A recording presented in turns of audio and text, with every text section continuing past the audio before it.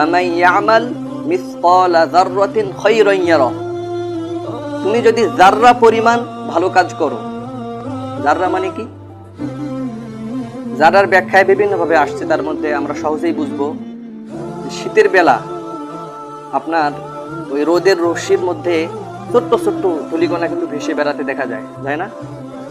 অথবা যে কোনো টাইম রাতেও দেখবেন, যদি আপনি টর্চ লাইট মারেন দেখবেন যে ছোট্ট ছোট্ট ধূলিকণা ভেসে বেড়ায়।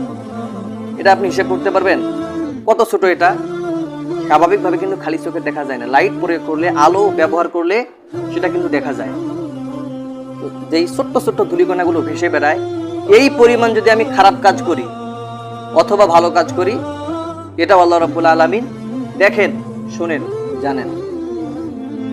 এবং এই ছোট্ট ছোট্ট ধূলিকণা পরিমাণ যদি আমি খারাপ কাজ করি, সেটা আল্লাহ রাব্বুল আলামিন দেখেন, শুনেন, এবং এটাকে ইয়াতি বিহাল্লাহ, আল্লাহ রাব্বুল আলামিন এটা হাজির করবেন।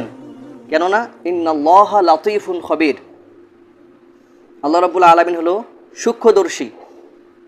ছোট্ট ছোট্ট বিষয় তিনি খবর রাখেন, কোনো কিছুই তার আয়ত্তের বাহিরে নেই। এজন্য লোকমান হাকিম তার ছেলেকে বলেছেন যে বাবা, তুমি যাই করো না কেন আল্লাহ রাব্বুল আলামিন দেখছেন।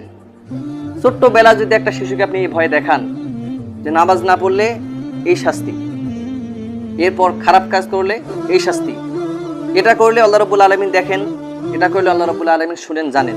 ছোট্টবেলা যদি আপনি এই ছোট্ট শিশুর ভিতরে যদি ভয়কে ঢুকাই দেন, তাহলে ওই ভয়ে সে লালিত হবে।